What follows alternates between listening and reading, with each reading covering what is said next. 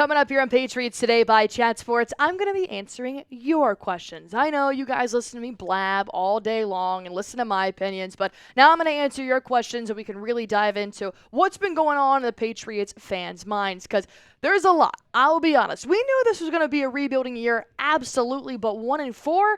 I mean, it sucks. You wait all Sunday to watch your team play, and then you go out and you watch Jacoby Brissett get sacked 6 times. It's never a good thing. But the good news is that Drake Maye is now starting at quarterback. We play the Houston Texans on Sunday in Week 6, and some are saying that maybe Drake Maye can be the answer. Well, we're going to break down some of your questions here on today's show. Let's go on ahead and get into delusional Patriots fans. Aren't we all?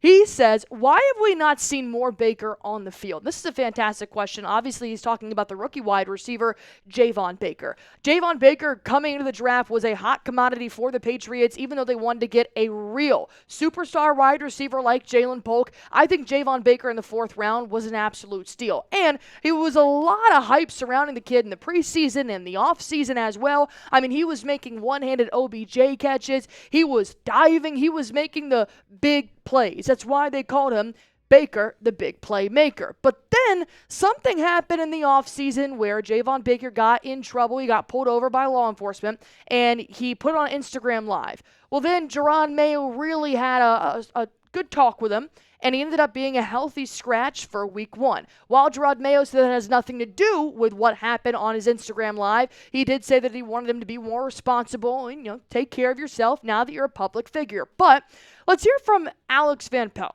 the offensive coordinator, because his reasoning for why Baker hasn't played yet kind of makes sense. For Javon, it's really the details, lining up correctly, running the right routes, earning the trust of the coaching staff and the quarterback as well. There is a bright future there. He just has to come on and tighten down the details. So overall, it just sounds like Javon isn't ready.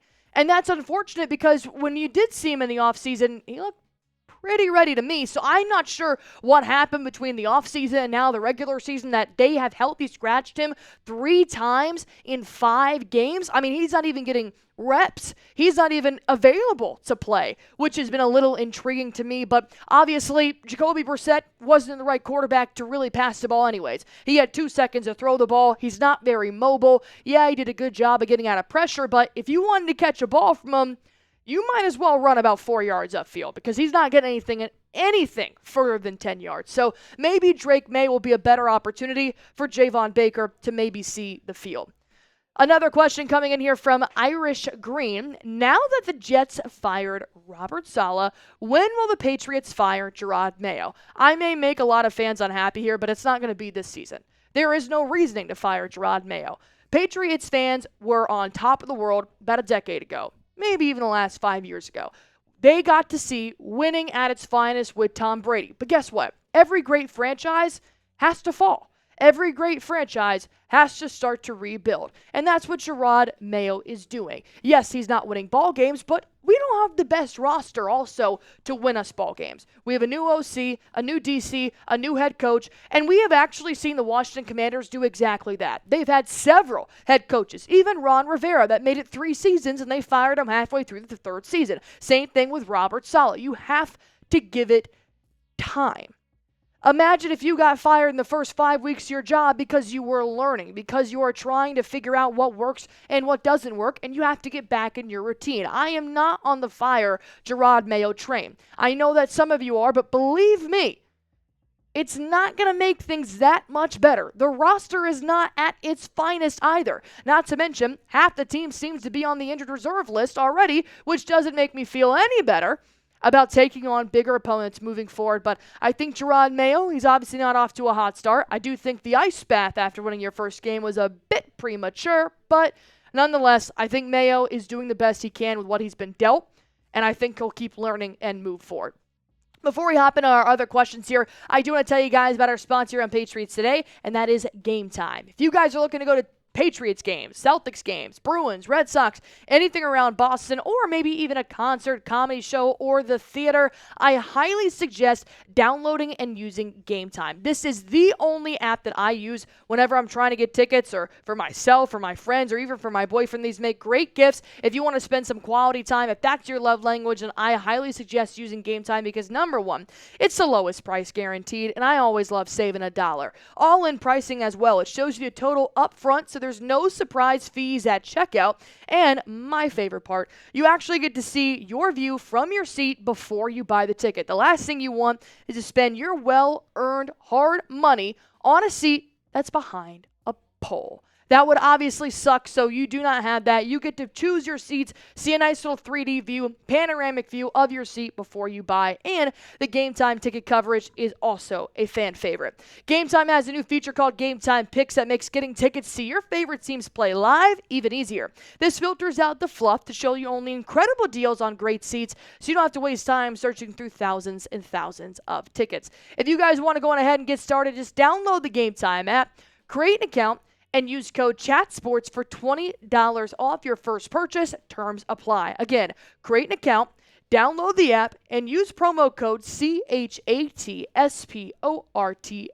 for $20 off. Download Game Time today. What time is it? It's game time. Speaking of Game Time, we've got the Texans on Sunday. And I hate to break it to you, the Texans defense, very, very good. But I like that we're finally bringing up the fact that the Patriots have not surpassed 200 yards in one game so far in this NFL season. Actually, Jacoby Brissett has only totaled up 679 total yards in the air so far, which is ass.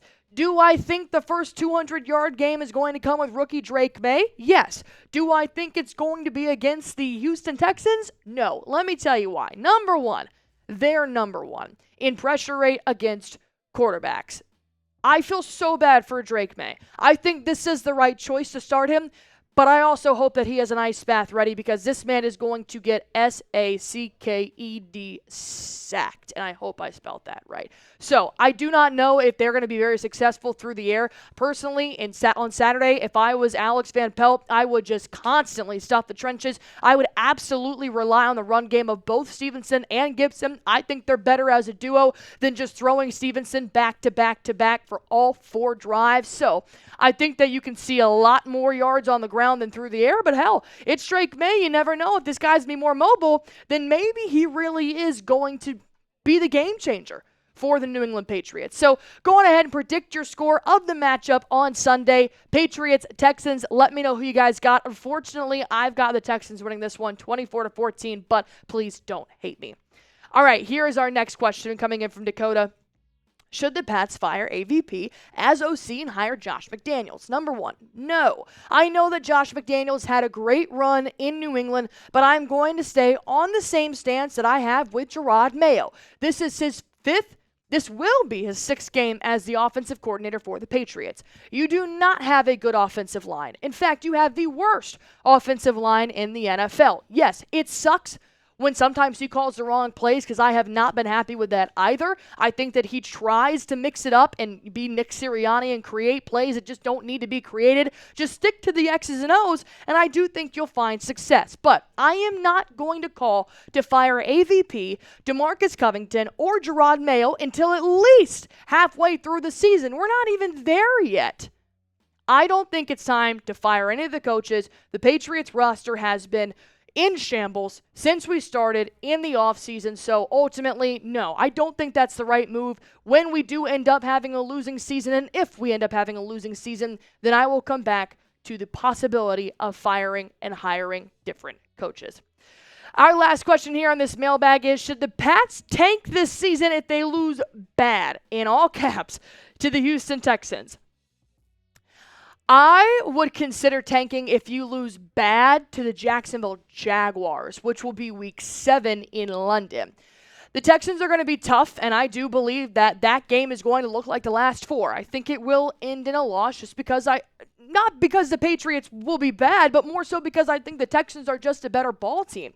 If you really want to see how bad you are, I thought Miami was a great game to go against, considering they are worse than the Patriots in some statistics, and you still couldn't win that ball game. And then I want to see if you lose the Jaguars. If you do, then maybe we'll start talking about Will Campbell. Maybe we'll start talking about Travis Hunter, and maybe talking about a mock draft. But until then, if you lose the Texans, it's just going to be unfortunate. I just think that's just a fat loss in your book. I mean, honestly, I would have picked that as a loss anyways when the schedule came out. But if you lose to the Jags, who I don't believe have won a game yet, they've won one last week against the Colts. They won their first game last week against the Colts. If you lose the Jags, all right, then I might start talking about tanking the season. One last question here for you guys. Do you think the Patriots should tank the season? Whether it's after the Houston Texans loss, whether it's after the Jags loss, if either of those end up being losses, let me know in the comment section down below. And I am always open to hearing your questions on Patriots Today by Chat Sports. That's why we have this show. I talk, you talk, and then we talk about it. So type Y for yes, type N for no. And as always, go on ahead and hit that sub button for me if you guys want to keep having these conversations about the Patriots through thick, through thin, good, bad, ugly, pretty. We will be here for you guys and the New England Patriots. So hit that sub button for me.